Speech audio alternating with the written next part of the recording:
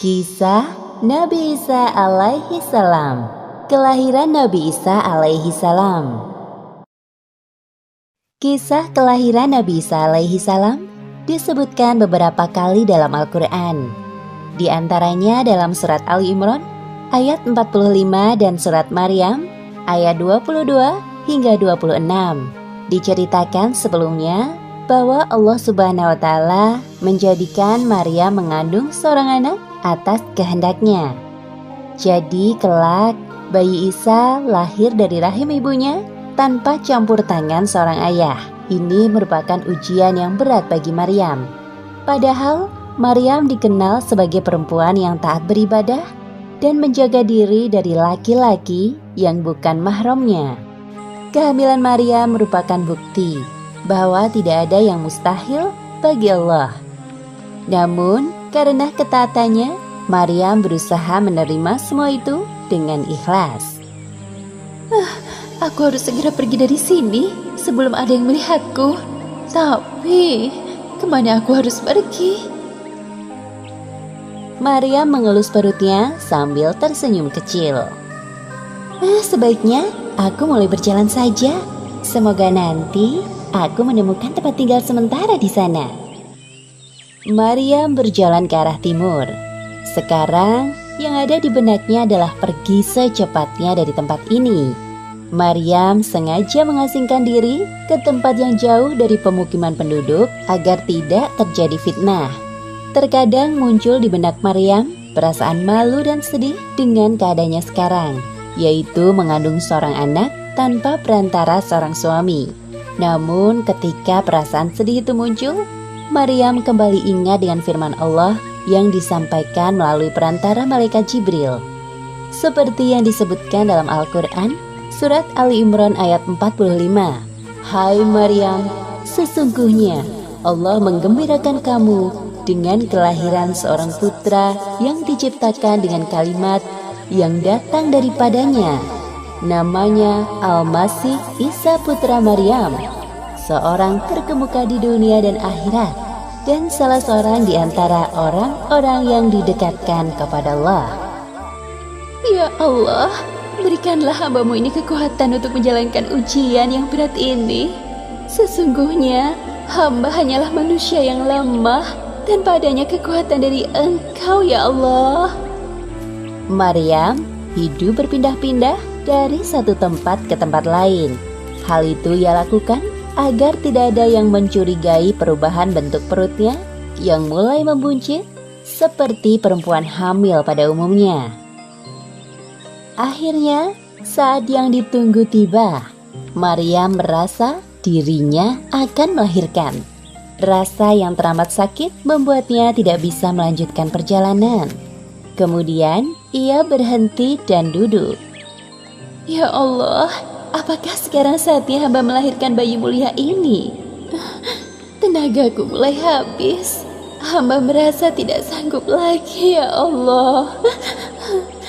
Maryam merasa sangat putus asa. Tenaganya habis untuk berjalan. Ia merasa haus dan lapar. Namun, Allah Subhanahu wa Ta'ala tidak akan membiarkan hambanya yang beriman dalam kesulitan. Apalagi Maryam sedang mengandung seorang calon nabi utusan Allah. Kemudian Allah menghibur Maryam melalui perantara malaikat Jibril. Seperti yang disebutkan dalam Al-Quran, surat Maryam ayat 24 hingga 26. Janganlah kamu bersedih hati. Sesungguhnya Tuhanmu telah menjadikan anak sungai di bawahmu, dan goyanglah pangkal pohon kurma itu ke arahmu. Niscaya pohon itu akan menggugurkan buah kurma yang masak kepadamu. Maka makan, minum dan bersenang hatilah kamu. Alhamdulillah ada air. Kemudian Maryam menggoyangkan pangkal pohon kurma itu dengan sisa tenaga yang dimilikinya. Hal ini menunjukkan kuasa Allah. Walaupun usaha yang dilakukan Maryam terlihat mustahil dengan kondisinya sekarang, buah kurma banyak yang berjatuhan. Wah, Bismillahirrahmanirrahim. Setelah Maryam mengisi tenaga dengan makan buah kurma dan minum air secukupnya, tenaga sudah terisi. Wahai anakku Isa, aku sudah tidak sabar ingin melihat wajahmu. Sebentar lagi engkau akan lahir di dunia ini. Dengan penuh susah payah menahan sakit, diwarnai dengan cucuran peluh dan air mata, Maryam akhirnya melahirkan anaknya. Tampak seorang bayi mungil nan suci. Bayi laki-laki itu bernama Isa putra Maryam, sebuah nama yang diberikan oleh Allah. Nama Isa dinisbahkan kepada ibunya karena ia lahir tanpa perantara ayah. Alhamdulillahirabbil alamin. Akhirnya engkau lahir dengan selamat, Nak. Kemudian Allah Subhanahu wa Ta'ala memerintahkan Maryam untuk tidak berbicara dengan orang yang ditemuinya. Seperti yang disebutkan dalam lanjutan surat Maryam ayat 26. Jika kamu melihat seorang manusia, maka katakanlah, sesungguhnya aku telah bernazar berpuasa untuk Tuhan yang Maha Pemurah. Maka aku tidak akan berbicara dengan seorang manusia pun pada hari ini. Hal tersebut dilakukan untuk menghindari fitnah, karena keanehan yang terjadi pada Maryam tidak mudah diterima oleh akal manusia. Kemudian, Maryam merawat bayi Isa dengan penuh kasih sayang. Tibalah waktu yang ditentukan. Maryam kembali kepada kaumnya, membawa bayi Isa. Selama perjalanan, Maryam terus berdoa dalam hatinya agar Allah selalu melindungi mereka berdua. Karena kelak bayi suci yang berada dalam dekapannya itu akan menjadi nabi yang mulia di kalangan Bani Israel.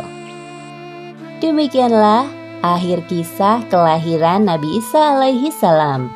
Hikmah yang dapat kita ambil pelajaran dari kisah ini diantaranya, pertama, hendaknya kita membiasakan diri untuk bersikap sabar dalam menghadapi cobaan, seperti yang ditunjukkan oleh ibunda Nabi Isa. Kedua, iringilah doa dengan usaha, karena itu merupakan perintah Allah dalam Al-Quran. Dan ketiga, jangan berprasangka buruk terhadap Allah, karena kita sebagai manusia hanya bisa merencanakan, dan Allah yang menentukan. Wallahu a'lam bishawab.